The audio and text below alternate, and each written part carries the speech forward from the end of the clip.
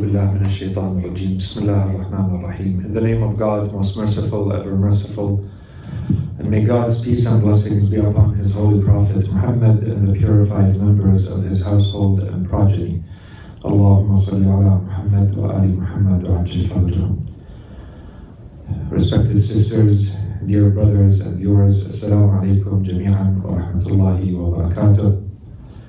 And thank you for joining us once again in our life, the Islamic answer. In this series where we are trying to study the original scriptures and sources of our religion, to try to extract from them the principles through which we can live our lives. In the first theme of this series, we are exploring the Islamic teachings with regards to knowledge, reason, rationality, the intellect in general. And so we began the series by highlighting the importance that our religion gives to knowledge and rationality. And we also saw, by opposition, how Islam treats and addresses the lack of knowledge and the lack of rationality, which is referred to as jahl, and which translates as both a lack of knowledge, ignorance, as well as a lack of wisdom, which is, wa alaykum assalam wa rahmatullah, which is foolishness. And so we said jahl translates as ignorance and foolishness. Since jahl is therefore not an option in Islam, we have to come back to knowledge and see what does it mean. What does it mean for us to give importance to knowledge? We said that there are two conditions that we have to understand in Islam with regards to knowledge. The first one is that it has to be acquired and used with sincerity, with sincere intentions. And the highest level of this sincerity is called ikhlas, that you do things truly to please God, to get closer to Allah subhanahu wa ta'ala, to act in this world as He wants you to act. And this includes knowledge seeking and the use of knowledge. So we spent a little bit of time understanding what Islam says specifically about knowledge and ikhlas in general. What does it mean? Because we need that notion in general in our religion. The second condition that has to be met for knowledge to be Islamic is that it has to lead to action. For knowledge to lead to action, it must start by changing us internally, from within. And so we call this transformational knowledge. It's knowledge that you acquire that starts impacting your heart, your soul, and this shows in your conduct, in the manner in which you conduct yourself, you behave in this world, your actions. These are the two conditions that if they are met, then we consider the knowledge to be Islamic. First, that it is acquired and used with sincere intentions, and secondly, that it must lead to action. And we spent enough time on both of these notions, so inshallah they are well understood. Now that we understand this, we want to move to the more practical steps that we have to take. What do those look like? The first step in this journey must therefore be that we become seekers of knowledge. We acquire the knowledge that Islam says is so important to have. And so we spend a good amount of time studying the references, the teachings of our religion with regards to what it says about being a learner, being a good learner, an effective learner in Islam. And we saw that what our religion says about this topic of being a learner, first of all applies to learning religious sciences. Secondly, it applies to all types of learning and the importance and the ingredients and the manners and the things, the factors that lead to being an effective and a good learner. And it also talks about all sorts of factors and causes and themes and topics that in fact make us much more effective, much more highly performing and successful human beings in general, even outside the domain, even outside the realm of learning. In general, those were teachings that touch every aspect of our lives. And so we even, towards the end of that discussion about the learner in Islam, we went to look at what has been written in the West about a lot of these topics. The importance of managing our time, the importance of priorities, the importance of focus, the importance of what we put in our bodies and how it may affect the way we think, our ability to think and to focus and our mood, and so on and so forth. We talked about all of those ingredients and we saw what our religion says about them. And we also saw that in today's scholarship and in today's very high-performing areas and sectors and fields such as business, for instance, such as the corporate world, this is exactly what they teach people who want to be high performers, whether it's in the corporate world, whether it's in the business world, and in general in our personal lives. And so we saw that 14 centuries ago, if you go back to our Islamic teachings, all of those teachings were already there. And in fact, we think that they are superior because not only do they talk about all of those topics and all of those themes and factors, but they talk about them in a way that is much more holistic, that is going to lead to success not only in one or two or three dimensions in your life, but to all the dimensions in your life, including the spiritual one, and everything is coherent and everything is aligned, and it would make you happy in this world and the next. So this was the discussion that we had about the importance of being a learner in our religion, and even the manners of learning, the merits, in other words, your rank, your importance, your value, your worth as a learner in our religion and before Allah subhanahu wa ta'ala in this world and the next. So inshallah, all of that was well understood and clear. And with that, we wrapped up the topic of being a learner and we moved to the topic of becoming a teacher. And there's a few things that we mentioned here. The first one is that being a teacher or being a scholar, and we're talking about both, the scholar being the person who carries the knowledge, being that person is somewhere on the continuum. If you are a learner, you therefore have a certain amount of knowledge, which means that you now have a duty to share that knowledge.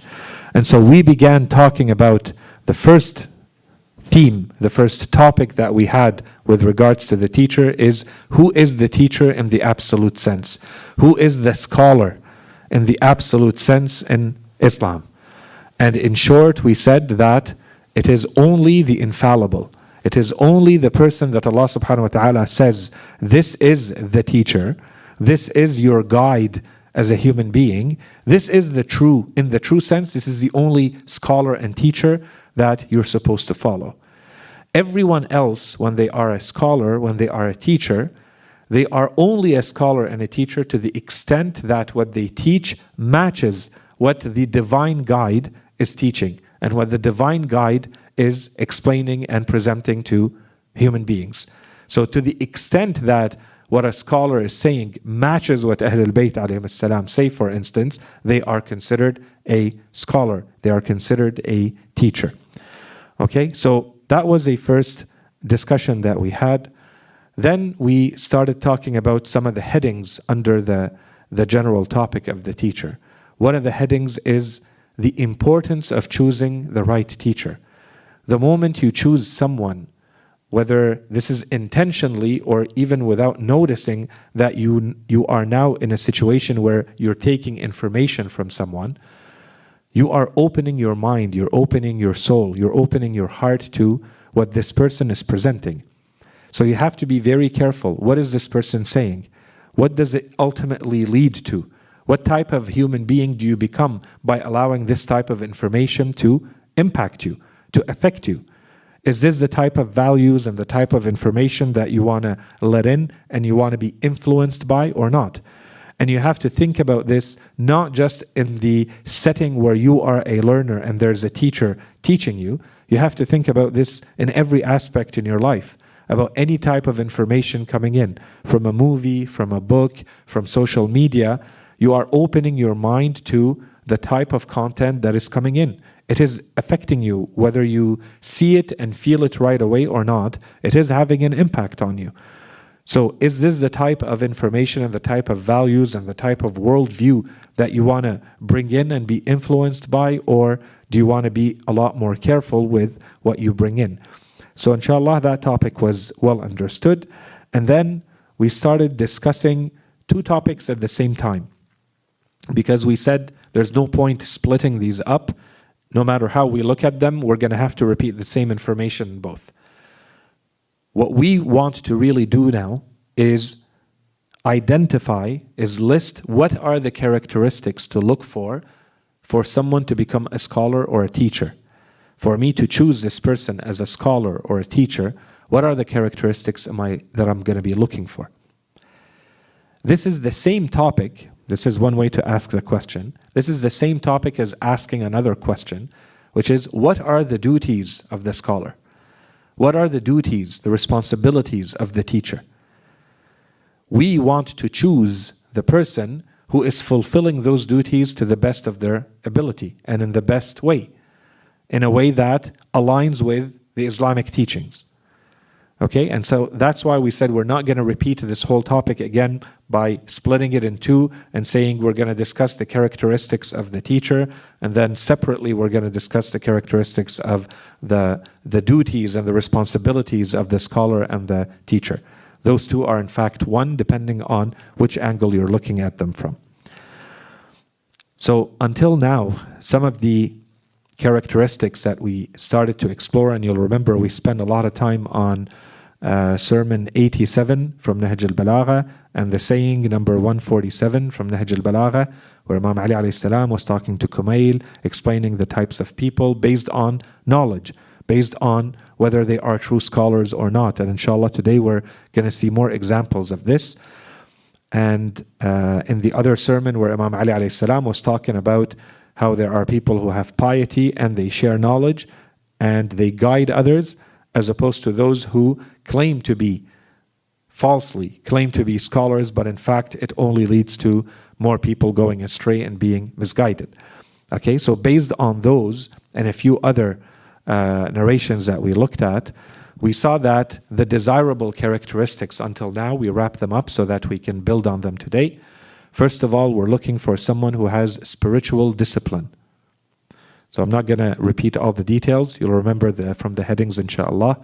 Secondly, it has to be someone who has an ability to guide others, right? So today, inshallah, we're going to build more on that. Someone who has an ability, a capacity to guide others. So this had a few different meanings, and today, inshallah, we're going to add to those. It has to be someone who stabilizes our faith, who makes our faith solid, who makes our faith anchored and stronger than it was before. Not someone who only leads by their teaching, by their lecturing, whatever it is, by their writing.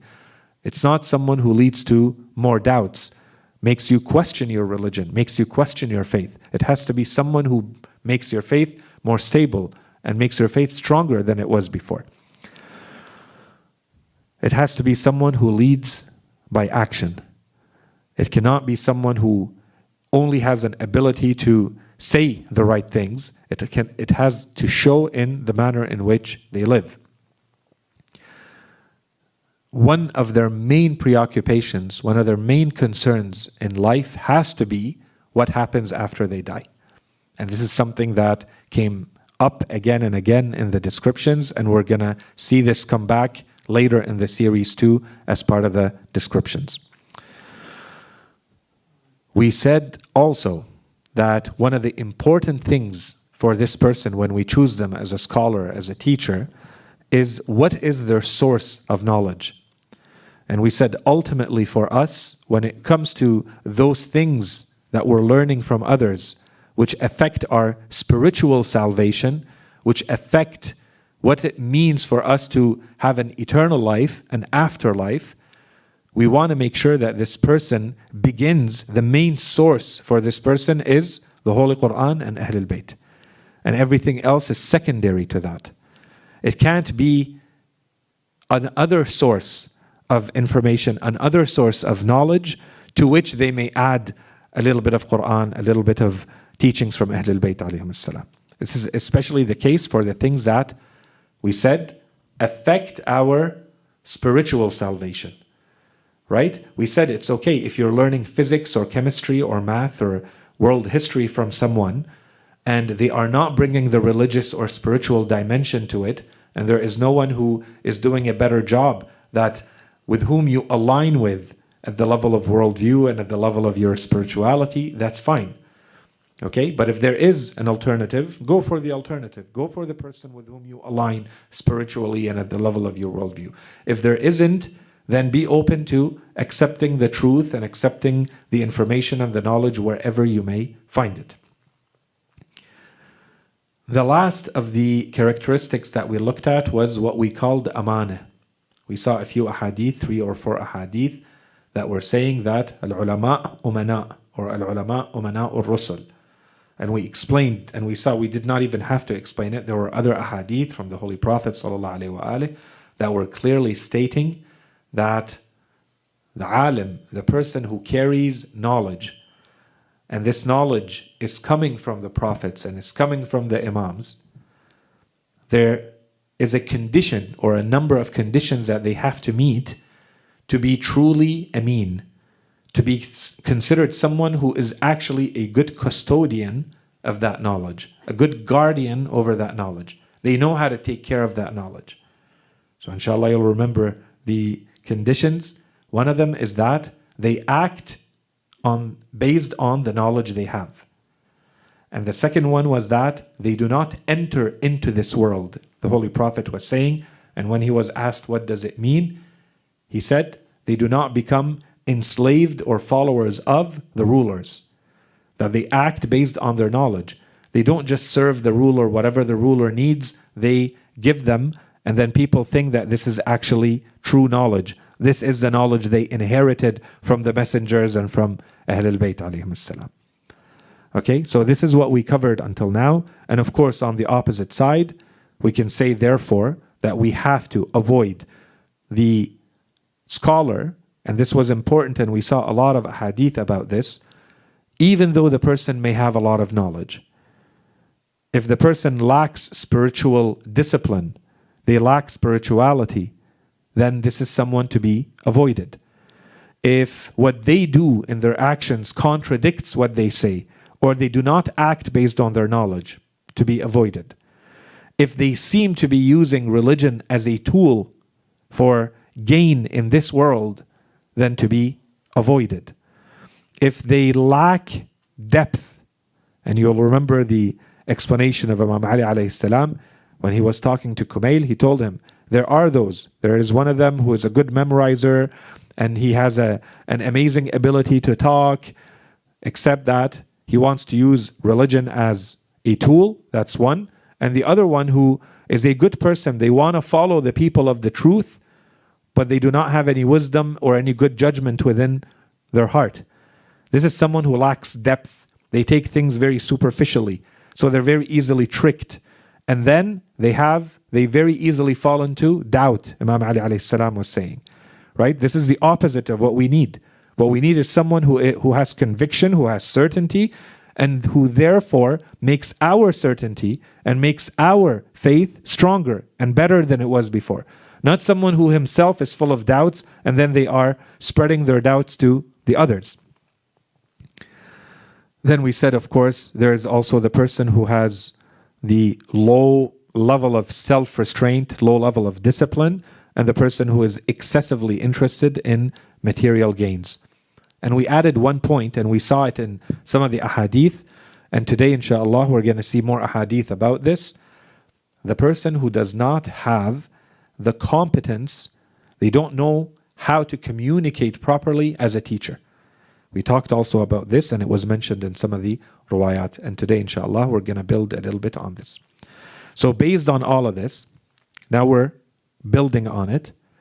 The next characteristic, we're looking from the scholar and we're looking from the teacher for someone who has a balanced approach between generating fear from God and generating hope in God. It can't be someone who only makes you think of the eternal, infinite mercy, compassion, forgiveness of Allah subhanahu wa ta'ala without also reminding you of the wrath and the punishment and the anger of Allah subhanahu wa ta'ala.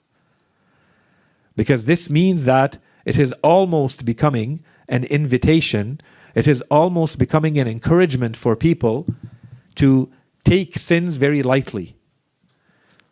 Because you keep being told that Allah subhanahu wa ta'ala will forgive everything. It's okay, go ahead. And we're going to see some examples of this today.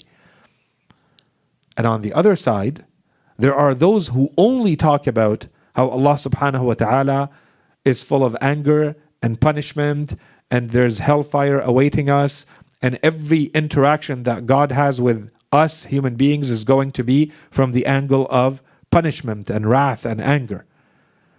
That's also not an acceptable teaching. This is the opposite of what our religion says. So we're looking for the scholar, we're looking for the teacher who is able to generate both, to find the right balance, to strike the right balance between generating fear and making you someone who constantly rethinks that if I do this, then this is going to anger Allah subhanahu wa ta'ala, and this should scare me. I should be afraid of sinning. I should be afraid of disobeying Allah subhanahu wa ta'ala. It has to be someone who leads your thinking in that direction, while at the same time you continue to have hope that Allah subhanahu wa ta'ala is going to be forgiving and merciful and compassionate, so that whatever you have done, whenever there are shortcomings, wherever there are sins, that Allah subhanahu wa ta'ala is going to be forgiving. In the first hadith, Imam Ali alayhi salam says, "Al-alimu kullu al-alim, man lam yamna' al-raja' li rahmatillah, wa lam yu'minhum makr Allah." So he says, the scholar, the true scholar, is the one who does not prevent people from having hope in God's mercy. When you say my sins are too great, they're too big, Allah subhanahu wa ta'ala will never forgive all of these sins. You're despairing. You stop having mercy. You stop having hope in the mercy of Allah subhanahu wa ta'ala. You need someone to bring you back, to remind you that Allah subhanahu wa ta'ala's mercy is greater than those sins. If you are sincere, you're really asking Allah subhanahu wa ta'ala, repenting, asking for His forgiveness, Allah subhanahu wa ta'ala will forgive. And on the other side, Imam Ali alayhi salam says, and at the same time, the scholar, the true scholar, the Imam says, the one who does not make them feel safe from God's punishment. At no point should you feel like, that's it, you're safe, secure, you have a guarantee that Allah subhanahu wa ta'ala is not going to punish you, even if you have asked for forgiveness. Right? And so this is someone who has an ability to find the balance between Allah subhanahu wa ta'ala's anger and Allah subhanahu wa ta'ala's forgiveness and mercy. Another hadith in the same vein, but Imam Ali alayhi salam is going to add one more layer or one more criteria, but it's the same idea. He says, أَلَا أُنَبِّئُكُمْ بِالْعَالِمِ كُلِّ الْعَالِمِ. Do you not want me to tell you about the scholar, the true scholar? مَنْ لَمْ يُزَيِّن لِعِبَادِ اللَّهِ مَعَاصِيَ اللَّهِ. The rest is the same, but this one is an addition. He says, the one who does not beautify the disobedience of God to the servants of God. He does not make a sin look good or seem like something that is just okay to do. There's something of a beautification. He decorates it. He makes it more beautiful than it really looks. And then it makes you more daring to perform the sin. And this is, by the way, something that can very easily be something in which a scholar falls into. This is repeated a lot in the sayings of our imams. Those people who make a sin appear nice and beautiful. And by the way, if you go back through all of the verses of the Holy Quran that have to do with Iblis, with the devil, you see that this is the main task of the devil. He cannot do anything else except this. His trickery, his deceit, his superpower, if there is one, is that he is able to take something that you know to be wrong and he beautifies it. He shows it to you in a way that suddenly makes it look good, makes it look beneficial, makes it look like this is something that is good for you to do. And of course, in a lot of cases, while you're doing it or as soon as you're done doing it, you regret doing it. Because you know that that's not the case. But it means he won. His only power is that he will come to you, he will whisper in your heart, and try to take something that you consider to be ugly, and he presents it to you as something that is beautiful. Something that is nice, good. If you accept it, that's it. You got tricked. If he repeats it enough, then you stop considering it ugly. You become desensitized to the ugliness. It won't affect you anymore because you've done it a lot. So you have to be extra careful. If it's a first time, a second time, a third time, no, the ugliness is still there, very clear to you. Okay, so here Imam Ali alayhi salam is describing the actions of some scholars in the same way. That they will take something ugly and they will present it to you as something beautiful. So the Imam says, "Man lam yuzayyin li'ibadillah ma'asi Allah." This is a sin. This is a disobedience to Allah subhanahu wa ta'ala. This scholar has an ability to present it as something beautiful. Why? There's a lot of reasons why. Sometimes the scholar himself or herself is someone who has this problem. They're dealing with it. And they may know and they may not know. So of course, if they're doing it, they might present it as something good. That's one issue. Another issue, it makes you a lot more popular. There are a lot of people who are trying to find that loophole, trying to find that one person who will say, everybody else is saying, this is wrong. You can't do that. Don't do this. Our religion does not accept it. If you become the one who says, I have a way, you can do it, then that's it. You're popular. You're good. It doesn't mean that that's a reason why it is done. But when it is done, that could be one reason. Okay? We're going into the psychology of it here. There's a number of other reasons. Anyways, وَلَمْ يُؤَمِّنْهُمْ مَكْرَ اللَّهِ وَلَمْ يُؤَيِّسْهُمْ مِنْ رَوْحِهِ. So al-alim is the one who does not beautify the disobedience of God, who does not make them feel safe from the punishment of God, and who does not make them despair, وَلَمْ يُؤَيِّسْهُمْ مِنْ رَوْحِهِ, to have hope in the mercy of God. That's rawh. He does not make them despair. He doesn't get you to the point where you say, my sins are too great, God will never forgive. Because there are scholars who do this. And inshallah we're going to talk about that, I don't know, maybe today or next time we meet. And there's another hadith from Imam al-Baqir alayhi salam, but it's a little bit longer. I'm going to keep it until the very end when we talk about the teacher, because there are other parts of it that are relevant. So that's another heading that inshallah is clear. That's definitely one of the characteristics we're looking for in the teacher and the scholar. Someone who is able to strike the right balance between hoping for God's mercy and compassion and forgiveness, while at the same time reminding us of God's punishment and wrath and anger. Okay? The next characteristic is one that we started to talk about and we want to expand on it. We called it the ability to guide. We want someone who has a capacity, an ability to guide other people. Okay, and this can have a lot of different meanings. We want to focus now, beyond what we already covered, we want to focus on the relationship this person has with knowledge. the relationship of the scholar or the relationship of the teacher with knowledge.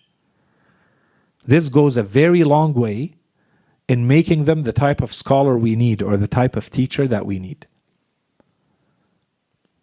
Okay, so we're going to see the examples.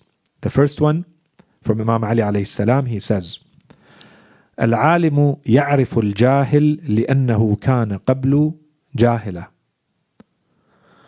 الجاهل لا يعرف العالم لأنه لم يكن قبل عالما.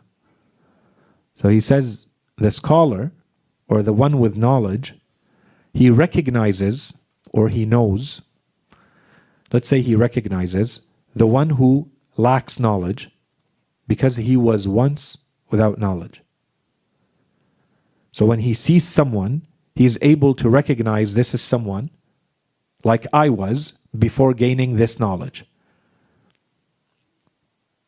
And the one without knowledge does not recognize or does not know the one with knowledge because he never had the knowledge. He never was a scholar.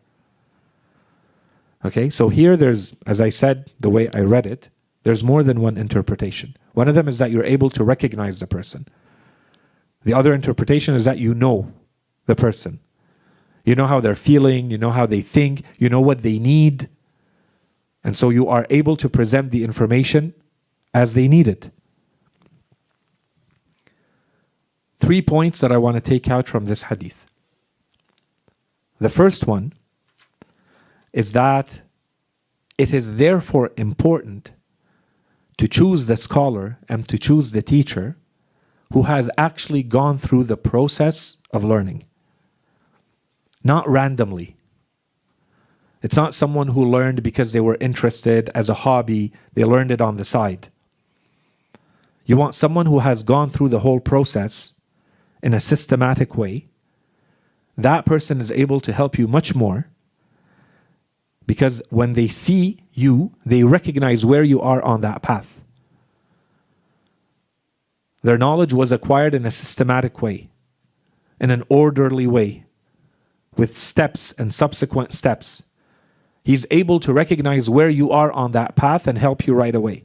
Very different from someone who randomly acquired information here and there, who may not even know themselves where they are in that whole journey of knowledge in any given field. Okay, so that's point number one. If you are serious about knowledge seeking, then find those who have learned the knowledge in a systematic way. There's a second point here that the Imam is perhaps indirectly alluding to, which is the importance of the experience. Perhaps it is better for you as a learner to find a scholar, to find a teacher who has a similar experience to yours. They are able to recognize you better and they're able to help you better. Okay, so I just leave that at the general level. The third point, and so this one is, we can keep it for discussion or indirectly related to all of this. Of course, this applies to different fields in a very different way. No one knows everything about everything. When the Imam says that someone is knowledgeable in a field, that field may be religious or non-religious. And even within religion, there is a lot of fields. Okay, so generally speaking, there is a recognition in that field of exactly where that person is. If this is someone who is very competent, very masterful, and they've learned their knowledge in the right way, they're able to assess the other person, the learner, or anyone else, where they are on that path. That's one. Two, once you have mastered the process of acquiring knowledge, then this is something that you can actually recognize in yourself and in others. So while I may not be an expert in every field, I generally have a good understanding of what it means to acquire knowledge and to be somewhere on that journey. If you have no knowledge at all, you've never actually gone through in a very serious way, all the way to the end in acquiring knowledge, then you remain completely ignorant of that whole process. So one way to understand this is within the field itself, at the technical level, at the content level. You want someone to be able to help you. Secondly, generally speaking, the process of acquiring knowledge gives you the general pattern. What does it mean to acquire knowledge? How do you recognize that someone has knowledge or not? This is basically transferable from one area to another. Knowledge is knowledge. Okay, 2. Anyways, so I think with that, I leave it as a point. This is for further discussion if we wanted to, and there's interest in that. The third point, or the next hadith. Yeah, let's go to the next hadith from Imam Ali alayhi salam. This is to emphasize what we were talking about earlier in the past few weeks, your ability to guide. Here the Imam is very clear. He says, أَعْلَمُ النَّاسِ مَنْ لَمْ يُزِلْ الشَّكُّ يَقِينَهُ. The most knowledgeable of people are the ones who doubt does not dislodge their certainty. Doubt does not dislodge their conviction. These are the most knowledgeable people, Imam Ali alayhi salam says. And there's also a lot we can take out from this. I think very clearly the Imam is saying, us normal people, we are all going to be experiencing doubt. Everyone experiences doubt. It's what do you allow this doubt to do to your faith? What do you allow this doubt to do to your conviction? And here the key is conviction. It means that you have reached a point where you have 100% certainty about something. When that doubt comes, what do you do with it? There are people who let that doubt erode their certainty. That thing which to them should be certain is no longer certain. The doubt starts working in it, eroding it. If you haven't reached the conviction and the certainty in the first place, then this does not apply. It means you had more knowledge and more thinking to do to reach your conviction. And then, of course, every time you're going to be exposed to a doubt, that doubt is going to have the effect it has. And that's why you have to keep working on the things that should be part of your conviction. They should be part of your certainty. But if you are certain of it, you shouldn't let the doubt come and shake it. Right? So Imam Ali alayhi salam says, this is the most knowledgeable of people. It's not the amount of knowledge you have. The most knowledgeable is not the one with the most knowledge. It's the one with the most certainty and the one who is the most unshakable when they are faced with doubts. That's the most knowledgeable. And so therefore, we're putting this in this category. Therefore, this person is sure himself and herself, and therefore they are able to guide others. If you are yourself full of doubts, don't put yourself in a situation where you have to guide others, to help others. Go fix yourself first. Go deal with your doubts first. Okay? The next hadith from the Holy Prophet ﷺ. He says, أشد الناس عذابا يوم القيامة رجل قتل نبيا أو قتله نبي أو رجل يضل الناس بغير علم. And the hadith continues, by the way, but this is the part we want from the beginning. So the Holy Prophet ﷺ says, the worst people in punishment on the day of resurrection in the afterlife is going to be a man who killed a prophet. That one should be clear. Or who was killed by a prophet. So that one may be a little bit less clear. Why? Because if a prophet is killing someone, a prophet is infallible. A prophet is sent to humanity as a mercy. There is no way that a prophet is going to kill someone unless this is the absolute only way to deal with that person. What kind of corruption, what kind of injustice, what kind of negative force is that human being that a prophet has to kill them? So the Holy Prophet says, those two, the one who kills a prophet and the one who is killed by a prophet, those are some of the people who will have the worst punishment in the afterlife. And what else? So these are crimes that I think we can all say very safely, they are some of the worst crimes we could think of.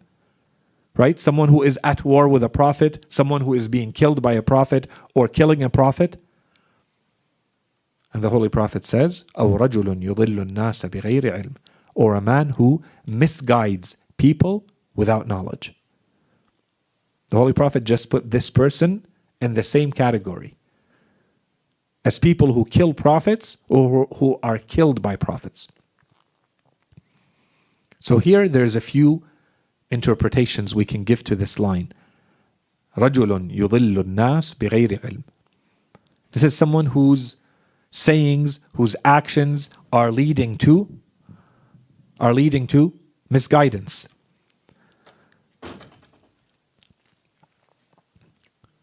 In one case, we can interpret this as meaning this is done intentionally, and in one case we would say that this is done unintentionally. The closer meaning that comes to mind is we would say this is done unintentionally. بغير علم. This is a man who leads people astray, who leads people to misguidance without knowing that this is what they're doing. This man himself does not know that he is leading people towards misguidance. Okay, so he lacks the knowledge. This is the double ignorance. You yourself lack the knowledge. You don't understand what those things that you are saying, what they lead to. The other way to understand this hadith is to say that this is someone who is misguiding people, who is leading people astray. How? By giving them things that are not knowledge. بغير علم. So in one case, we would say he does not have knowledge himself, so he leads people astray without even knowing. And in the other case, what he is giving to people is not knowledge, so they are being led astray. These are two different interpretations of this. But here we see the importance once again. You choose the right teacher, you choose the right scholar, and the Holy Prophet is putting this person who leads people astray without even knowing, unknowingly, unintentionally, he's putting them with the people who are killing prophets or being killed by prophets. In the next hadith from the Holy Prophet ﷺ, these are two hadith that go together. In the first one, the Holy Prophet says, "Man qala ana alimun fahuwa jahil." Remember the theme of the relationship of this person with knowledge. The Holy Prophet here says, the one who says, I am knowledgeable, he is or she is ignorant. They lack knowledge. Imam Ali alayhi salam has a saying that explains this. Because we might say, does it mean this is in the absolute? No one can say I have any knowledge. Imam Ali alayhi salam says, من ادعى من العلم غايته فقد أظهر من جهله نهايته. The one who claims to know the entirety of knowledge, and today we would definitely add, in any given field, the one who claims to know everything about a given field, the only thing they're doing is what? They are revealing the completeness of their ignorance. The only thing you do by claiming to know everything about a topic, you don't need any more knowledge. The only thing you're revealing is your own ignorance. This is why we said, what's the relationship of this scholar? What's the relationship of this teacher with knowledge? Is it someone who is humble towards knowledge? Humble towards learning? And sometimes we might use this terminology of humility, of modesty, only in the akhlaqi sense. In himself, in herself, this is someone who has humility, modesty. They're not arrogant towards other people. That's beautiful and that's nice, and we definitely need that, and we're going to see a lot of that in the characteristics of the scholar and the teacher. But here we're talking about a different kind of humility and modesty. There's a humility and modesty specifically in knowledge. This is not about how you deal with people and how you are with people in general. This is with regards to knowledge.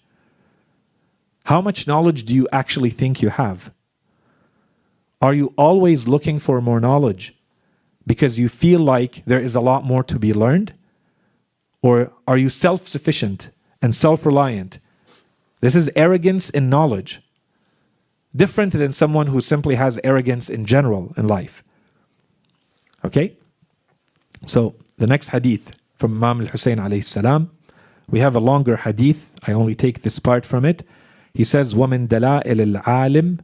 So we're continuing with the characteristics of the teacher. وَمِن دَلَائِلِ الْعَالِمِ انتقاده لحديثه وعلمه بحقائق فنون النظر. Some of the signs, among the signs of the scholar, the true scholar, is that this is someone who is critical of his own speech. Okay, so not only is this person open to criticism, open to learning, open to advice from others, he also criticizes his own speech. He sees the defects in his own speech, in what he says. This is humility. This is modesty. Especially if this person is a scholar. Especially if this person has knowledge. That's one. The second characteristic. وَعِلْمُهُ بِحَقَائِقِ فُنُونِ النَّظَرِ. This is more material. This is the competence of the person in what? What are funun al-nazar? The Imam says the arts of thinking, the arts of reflection. This person has knowledge of the true arts of thinking and reflection. Today, to put a much more technical term on it, we would say someone who has studied and who understands logic and sophistry and an ability to communicate and recognize when an argument is right and an argument is wrong. Right? They teach you this first year university. They teach it all wrong and people don't understand what they're teaching. They call it critical thinking. And no one understands what they're really learning. We call it mantiq. Right? They teach you a lot of this. But this goes way beyond when Imam al-Husayn alayhi salam is talking about this. There's also a psychological aspect to this.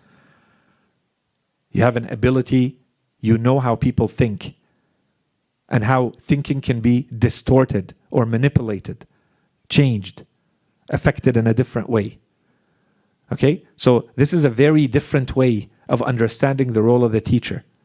Right? The Imam is talking about something that is much more material, much more worldly. It should be someone who knows, who recognizes mistakes in speech and arguments, how arguments are built, how they are presented, how things are communicated. The next hadith. So we continue here, the relationship between this person and knowledge. Here start noticing that this is someone that our imams say has to have a deeper insight. The quality of their thinking and the quality of their knowledge is superior. It's not at face value. It's not superficial. First hadith from Imam Ali alayhi salam, he says, العالم الذي لا يمل من تعلم العلم. First, so the scholar is the one who never tires from acquiring or learning, to be literal, or learning knowledge. Someone who does not tire from learning knowledge. And this is not easy, by the way. Anyone who has spent a bit of time learning is not easy. Someone who never tires is someone special. Everyone gets tired of something at some point. The Imam says the scholar, the true scholar, is someone who never tires from learning knowledge. What else? In another hadith he says, العالم من لا يشبع من العلم ولا يتشبع به. So the scholar is the one whose hunger for knowledge never stops and who never gets full of it. These are two different things. It's a beautiful expression that the Imam uses. The metaphor here is about someone eating, right? You can imagine someone, on the one side, you may desire food because you're hungry. So the Imam says, the scholar is the one whose hunger for knowledge never stops. Okay? You'll remember the hadith from the Imam to Kumail 2 weeks ago. The second part. The Imam here says, and who never gets full of it. When you eat, how much can you eat? You can eat 1 plate, 2 plates, 3 plates, and then you're full. You can't eat anymore. Imam Ali alayhi salam says, the true scholar, you can keep putting more and more. Right? لا يتشبع به. You can keep putting more. You remember? إن هذه القلوب أوعية. These hearts are containers. And the best of them are the ones that are the best at preserving the best preservation and the most preservation. فاحفظ ما أقول لك. In any case.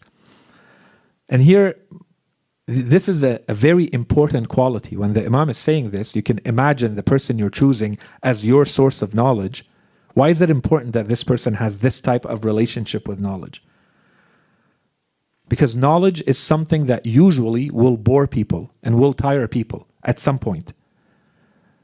When you find that person who never tires, who always wants more, honestly, sincerely wants more knowledge all the time, they have that humility, that modesty. They never feel like they have enough. They're self-reliant and self-sufficient. They're constantly learning. This is something that's going to affect you. It's going to affect how you view knowledge too.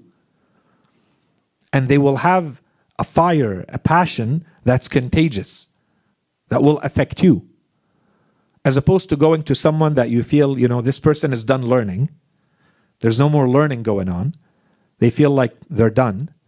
And so this is what you're going to aspire to. You feel like knowledge is something very limited. You can gain a little bit of it, and this is all there is to gain in that respect. Just like your really good teacher or the really good scholar that you follow did and taught and behaved. Right? So this is very important psychologically when choosing that scholar or that teacher. In Sermon 103, I'm not reading the whole sermon, we're keeping it short.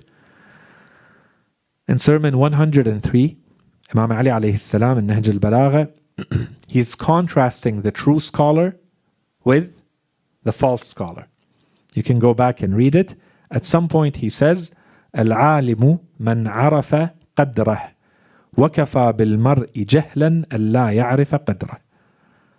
The scholar, the true scholar, is the one who knows their worth, his worth. And it suffices the human being in ignorance that they ignore their worth, that they don't know what their worth is.